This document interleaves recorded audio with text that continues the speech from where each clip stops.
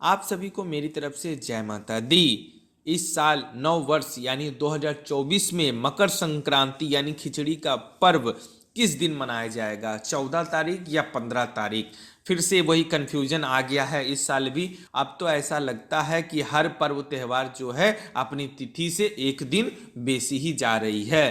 तो मैं आप सभी को बता दूं कि इस साल भी मकर संक्रांति का पर्व 15 जनवरी को ही मनाया जाएगा। मैं फिर से दोहरा देता हूं कि 2024 में जनवरी माह में 15 तारीख को दिन सोमवार को मकर संक्रांति पूरे भारतवर्ष में मनाई जाएगी।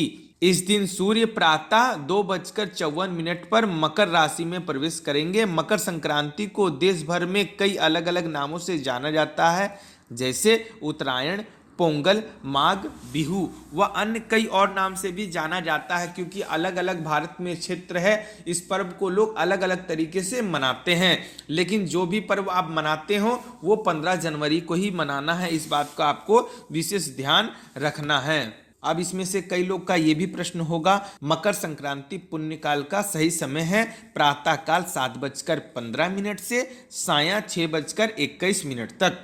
और सबसे जरूरी बात, मकर संक्रांति का महापुण्य काल है प्रातः 7:15 से प्रातः 9:06 तक महापुण्य काल की समय है। तो आप सभी इस समय काल को विशेष ध्यान रखिएगा। मकर संक्रांति 15 जनवरी को ही मनाई जाएगी। इस दिन भक्त पूरे विधि विधान से पूजा करें।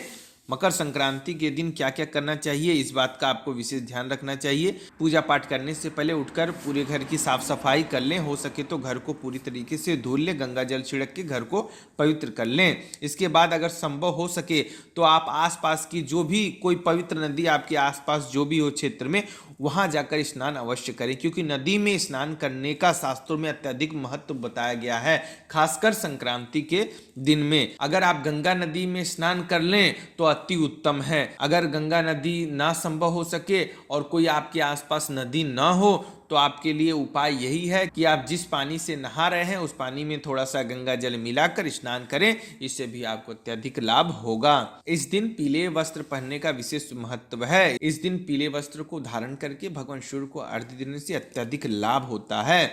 इसके बाद आपको सूर्य चालीसा को पढ़ना चाहिए और आदित्य हृदय स्तोत्र का पाठ भी करना चाहिए, और अंत में आरती और दान करना बिल्कुल ना भूलें। इस दिन दान करने का अत्यधिक महत्व बताया गया है। शास्त्रों के अनुसार मकर संक्रांति पर पवित्र नदी में स्नान दान करने से कभी ना खत्म होने वाला पुण्य प्राप्त हो जाता है। इसी के लिए मकर संक्रांति पर तिल का, जूते का, अन्न का, तिल का, गुड़ का, वस्त्र का, कंबल का दान करने से शनि और सूर्य देव की कृपा प्राप्त होती है। इस दिन आप जो भी दान करते हैं वह सीधे भगवान को अर्पित होता है। इस दिन से दिन बड़े होने लगते हैं जबकि रातें छोटी होने लगती है।